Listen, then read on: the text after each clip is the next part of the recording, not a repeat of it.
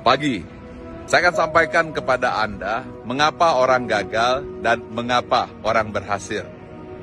Ada 3 hal. Yang pertama yaitu ilmu tapi tidak masuk ke dalam hati. Yang kedua, ilmu tapi tidak saling melengkapi. Yang ketiga, ilmu tapi tiada aksi.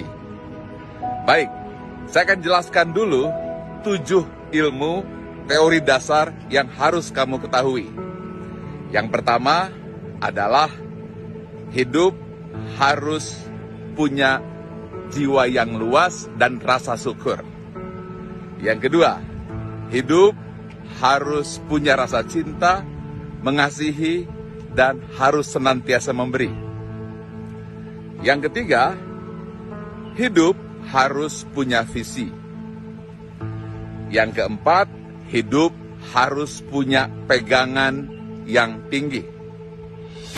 Yang kelima, hidup harus beraksi. Yang keenam, hidup harus memperbaiki diri, ambil yang baik saja. Yang ketujuh, hidup harus mampu mendeteksi dan membuang sikap dan tindakan yang buruk.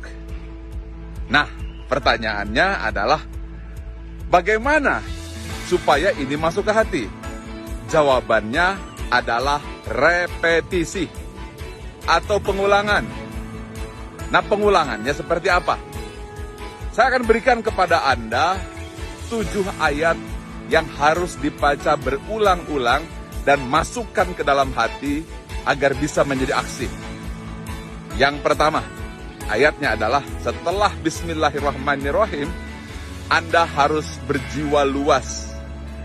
Yang disebut dengan hati yang lapang, penuh rasa syukur. Anda harus baca Alhamdulillahirabbil alamin. Yang kedua, hati penuh cinta, senantiasa memberi. Anda harus membaca Ar-Rahmanir-Rahim. Yang ketiga, visioner, bukan hanya dunia, sampai akhirat. Anda harus ucapkan Maliki Yaumiddin. Yang keempat, Anda harus punya integritas, komitmen kepada yang maha tinggi. Bacaannya, Iyyaka na'budu wa iyyaka nasta'in. Yang kelima, Anda harus action, jangan hanya teori. Lakukan dengan sepenuh jiwa. Ucapkan dari dalam suara perut. Ucapkan, Ihdinas sirotol mustaqim. Yang keenam, Anda harus senantiasa evaluasi diri. Mana hal-hal yang baik, seperti Kaizen. Ambil yang baik, buang yang buruk. Yang baiknya, ucapkan, Sirotol ladzina an'amta alaihim. Nah, yang terakhir, yang buruk-buruknya buang. Jangan diulang-ulang lagi. Bacaannya, Ghairil maghdubi alaihim waladhdallin. Amin. Baca berulang-ulang, khususnya dalam sholat. Tetapi, supaya menjadi aksi, jangan hanya di mulut, jangan hanya lisan, tapi dengan gerak. Itulah mengapa Anda harus berdiri, ruku, dan sujud, serta gerakan dalam sholat. Artinya, kata-kata harus dikombinasikan dengan tindakan.